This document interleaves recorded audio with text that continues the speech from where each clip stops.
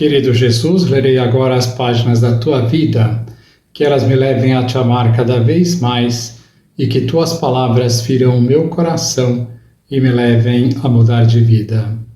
Hoje é festa de São Boaventura.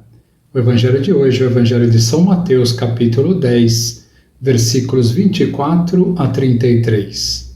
Naquele tempo disse Jesus aos seus discípulos: o discípulo não está acima do mestre, nem o servo acima do seu senhor. Para o discípulo basta ser como o seu mestre e para o servo ser como o seu senhor. Se ao dono da casa eles chamaram de Beelzebu, quanto mais aos seus familiares. Não tenhais medo deles, pois nada há de encoberto que não seja revelado, e nada há de escondido que não seja conhecido. O que vos digo na escuridão, dizei-o à luz do dia. O que escutais ao pé do ouvido, proclamai-o sobre os telhados. Não tenhais medo daqueles que matam o corpo, mas não podem matar a alma. Pelo contrário, temei aquele que pode destruir a alma e o corpo no inferno. Não se vendem 2 pardais por algumas moedas? No entanto, nenhum deles cai no chão sem o consentimento do vosso Pai. Quanto a vós, até os cabelos da cabeça estão todos contados. Não tenhais medo, vós valeis mais do que muitos pardais. Portanto, todo aquele que se declarar a meu favor diante dos homens, também eu me declararei em favor dele diante do meu Pai, que está nos céus. Aquele, porém, que me negar diante dos homens, também eu o negarei diante do meu Pai, que está nos céus. Palavra da salvação. Glória a vós, Senhor. Vamos olhar para Jesus. Jesus, continuando suas recomendações, começa dizendo no Evangelho de hoje que seus discípulos não devem temer se forem perseguidos, pois ele também é perseguido. Se o mestre é perseguido, como o discípulo não está acima do mestre, o discípulo também será perseguido. Se chamaram o mestre de Beelzebu, isto é, de demônio, também chamarão vocês de Beelzebu.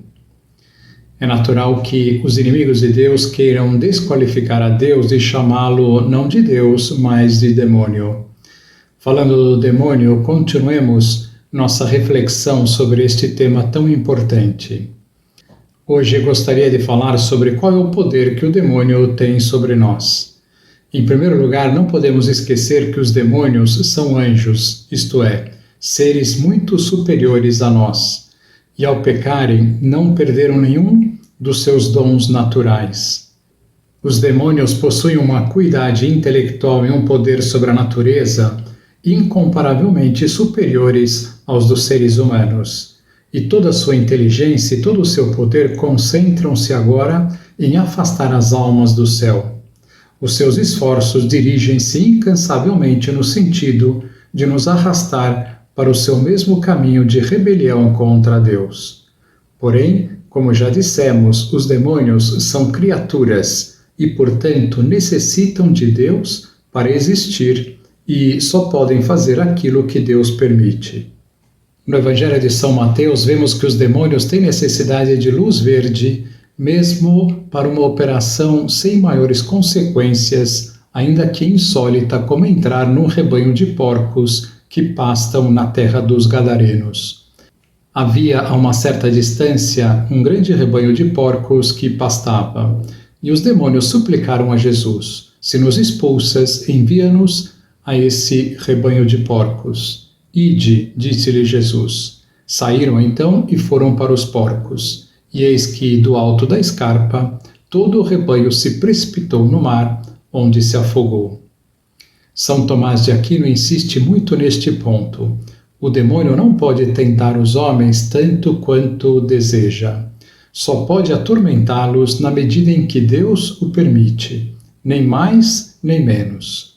São Paulo nos diz: Deus não permitirá que sejais tentados além do vosso poder de resistência, mas, junto com a tentação, dar-vos-á os meios para suportá-la e a força para vencê-la. Deus permite a tentação por amor, para dar à criatura humana a oportunidade de elevar-se até ele por atos de virtude. O demônio provoca a tentação por ódio, para fazer cair o homem. Deus oferece ao homem uma ocasião de subir e Satanás utiliza essa mesma ocasião para fazê-lo cair. Assim, por uma misteriosa ordem de Deus, sem o saber, sem o querer, contra a sua vontade e contra as inclinações de todo o seu ser, Satanás contribui indireta, mas realmente, para a expansão do reino de Deus sobre a terra. Não é esta, aliás, a razão da sua presença entre os homens até o juízo final, antes de ser precipitado nas profundezas do inferno? Há um sacerdote de missão a quem Satanás tinha razões para odiar. São Vicente de Paulo escrevia: o diabo pode ladrar, mas não pode morder. Pode atemorizar-vos, mas não vos pode fazer mal. Isto eu vou-lo garanto diante de Deus, na presença de quem vos falo. Também Santa Teresinha do Menino Jesus se servia dessa imagem para mostrar os limites do poder de Satanás. Comparava o demônio a um grande cão malvado que nada pode contra uma criancinha que está nos ombros do seu pai. A este respeito, pode ser útil recordar mais uma vez a seguinte verdade: o poder do demônio, embora grande, não é absoluto. Nunca, nem sequer nos casos de possessão, ele tem acesso direto às potências propriamente espirituais do ser humano, isto é, à inteligência e à vontade. Ou seja, não pode nunca, em hipótese nenhuma, obrigar-nos a pecar. Só há pecado quando há consentimento da vontade, isto é, quando nós decidimos ceder à tentação. Nada, nem a duração, nem a intensidade de uma tentação pode causar diretamente, nem por outro lado, autorizar ou desculpar o consentimento. Que lição nós podemos tirar dessas considerações? Saber que o demônio só pode fazer aquilo que Deus permite e que nenhuma tentação será maior do que as nossas forças, dá uma tranquilidade a nós. Porém, não podemos brincar em serviço. Saibamos estar sempre em guarda, longe dos muros da fortaleza, como dizia São José Maria. Agora vos dou a bênção para este dia, a bênção de Deus Todo-Poderoso, Pai, Filho e Espírito Santo, esteja sempre convosco e permaneça para sempre. Amém.